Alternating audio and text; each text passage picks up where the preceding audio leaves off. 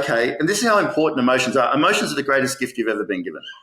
Like they're literally showing you the way. When you're feeling a certain way, let's say you're disappointed that something happened, your competitor got something. When you're disappointed and you hold it and you're like walking around, you ring your friend and say, oh, I can't believe this happened. You're making it stronger and stronger and stronger and stronger. You're going to call in everything that disappoints it, keeps disappointing you. It could be anything. Could be your partner leaves you, could be whatever. When something like that happens, in that moment, I'm like, that's a real bummer. But I convert it to good on them. They attracted that result to them. Yeah. And I literally get myself off the subject and I move myself to a thought. I've had the same thoughts that I have sales that happened 2 years ago. I just think about them. And I'm like, I want more sales. So I'll keep thinking about the sales that feel great. Well, what you're doing, and you know, you may or may not like or realize it. It's like you're actually recalling gratitude. Yeah. There's a sale across from you, a beachfront over there. Okay. It took me about 9 months to sell the thing. I felt that good when it sold. I still pull that up. It's still got a sale. It's got a longer settlement, but I still use that now. I'm like, I feel so good with that. I'm pumped. And it's happened months and months ago. But that's a very good point. It's almost like visually stamping. It's kind of, I've done the same thing just from a different tactic where I will recall moments or periods of my life that I've been the most grateful for. Yeah. And those most grateful moments, a lot of time, if you close your eyes and feel into them, you can see them, you can relive them once again. Yeah. Right. And so like, if you want to, like for me, I tell people, like, if you want to break this rumination, negative self-talk, whatnot, just stop, close your fucking eyes, think about 3 or 5 things in your life that you're grateful for and just sink into that moment for a few minutes.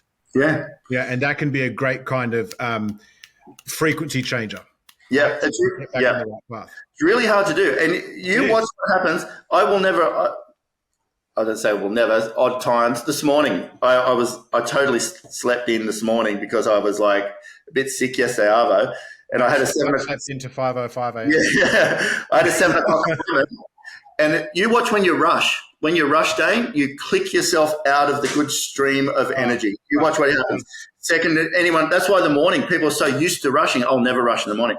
But this morning I was like, oh, shivers, Michael's waiting for me, 7 o'clock, 15 minutes to get there.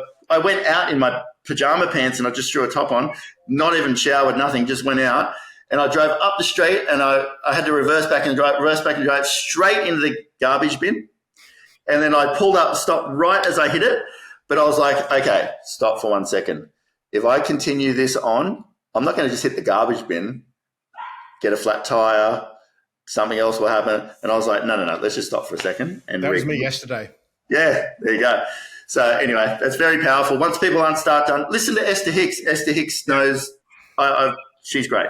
No, she is great. I mean, and actually just hearing that for anyone listening, it's like, you know, Matt, I know you don't, and I definitely know I don't like claim to be the orbs of fucking knowledge on this stuff. But the reality is, like, I have wins far more frequently than I have losses. Yeah. I'll still have losses. Yeah. I'll still have days like yesterday, I literally had the same thing. I woke up and then within like 5 minutes of being, like not even 3 minutes of being up, I was on the phone. Yeah. Because something had come up and I knew that I shouldn't have dealt with it. Yeah. That anxiety, subconscious programming, that hustle shit somehow crept its way back up into my fucking behaviors. And then all of a sudden, an hour later, I'm there in my fucking pajamas. I'd done none of my normal routine. And I'm like fucking anxious on this and that. I realized yesterday, it's funny that you bring this up, that the more I've become accustomed and conditioned to setting my energy to start the day, when I have days when I don't, I notice it way more than in the past. And I'm far more consciously aware of the negative impact that that's going to have on my day and what I attract into my life.